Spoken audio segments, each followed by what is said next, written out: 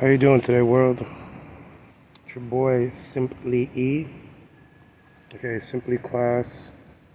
Not really like up to par with this working, writing. Moving about. So, um, this is my best attempt at helping the world. I mean, hopefully it takes a while for me to get a little buzz. I know no one knows who the hell I am. Just a regular everyday guy. Maybe a year, 2 years, you look back, like before the interviews, whatever, you want to know something about me. This is it.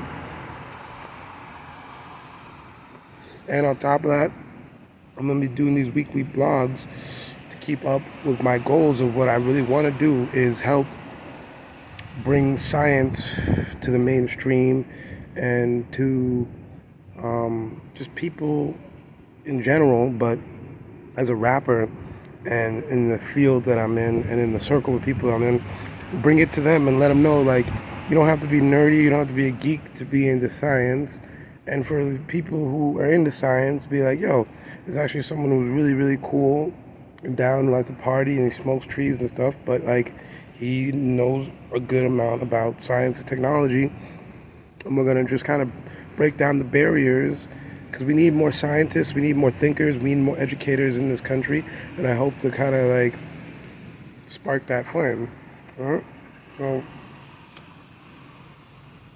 give you a quick overview of me, I was born in Brooklyn.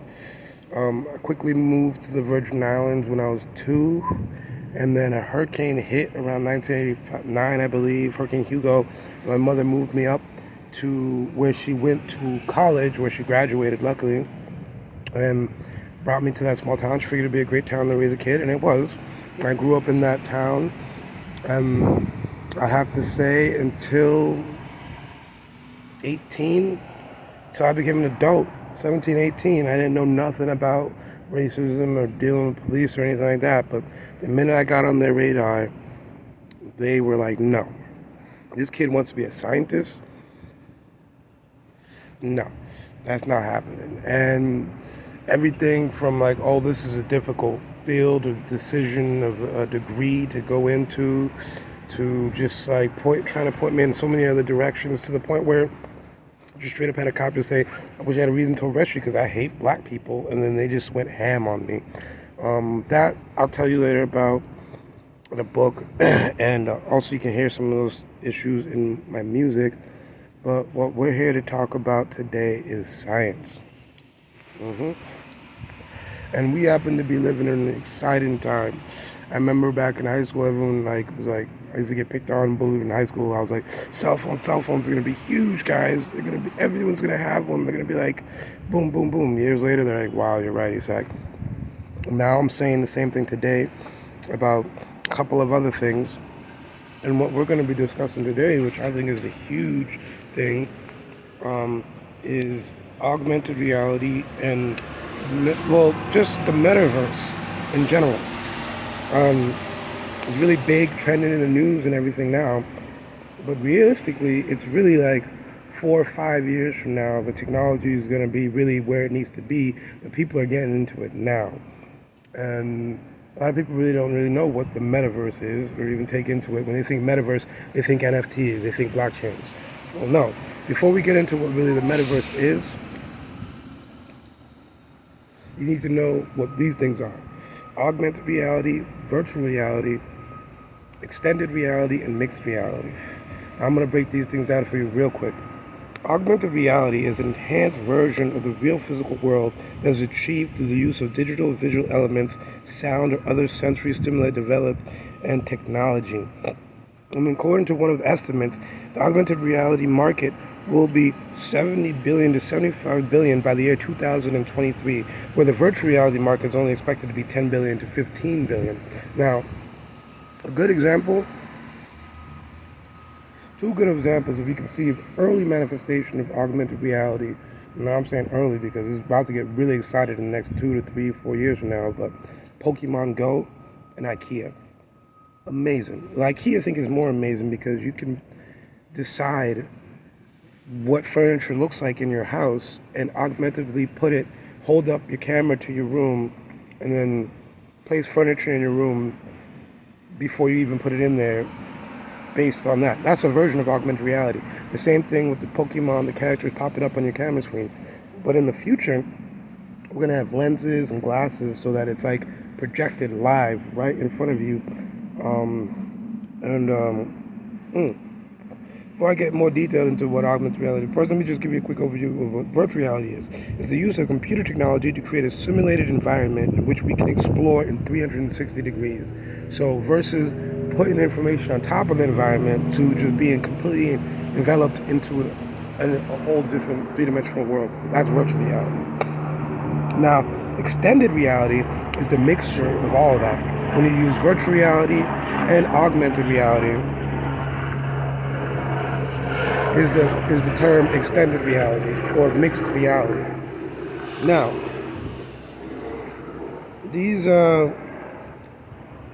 tools are already being used in commerce, office, construction, industrial design, education, used for translation, emergency management, disaster relief, games, sports, entertainment, tourism. All these things already use augmented reality and virtual reality. Now,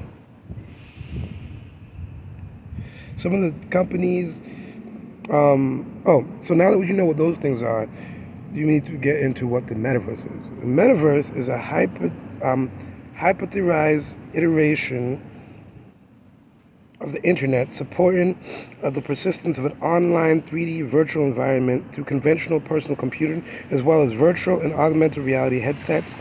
Metaverse in some limited form have already been implanted in video games such as Second Life. So, like EverQuest, World of Warcraft, things like that. Now, with the metaverse though, they're thinking about actually just making a replica or a mirror of the real world, so you can go to stores, three-dimensional stores, and shop and do things and go to concerts and all those type of things in a virtual world. Now the thing is, exciting this about it is that not only just Mark Zuckerberg and Meta are involved in it, but companies like Microsoft and NVIDIA have announced plans to develop metaform platforms as tools to help create spaces in consumer good companies, and including Chipotle, Verizon Communications, Nike, and also are buying into metaverse potential. Since there's such a huge buzz on it, and so many people are going to be investing in it,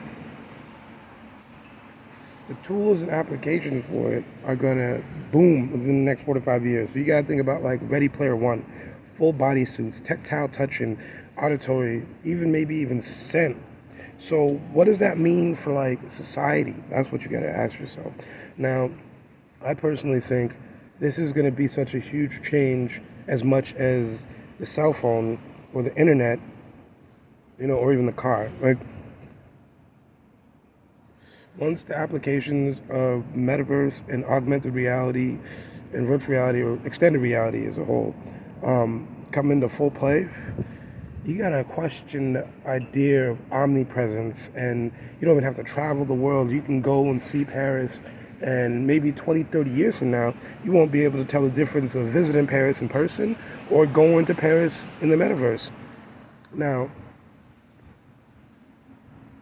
it can be a good and a bad thing, and it's also why right now, me, ahead of my time, I probably won't even get to experience the fruits of my labors, because we need to get up on this thing now, so that 20, 30 years from now, we're already seeing the effects of social media on children and society.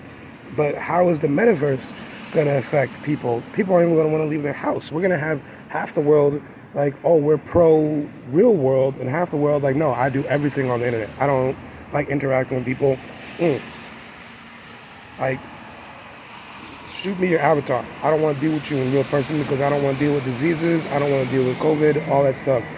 It's going to be a crazy world. Now, a lot of this stuff, and I want to touch on, especially in my future blogs, this one isn't going to be that long, but in the future blogs will be longer, dealing with the ethical issues of this. Maybe in the future I'll do a live blog, but just like the ethical concepts of how society and us as a species are going to be affected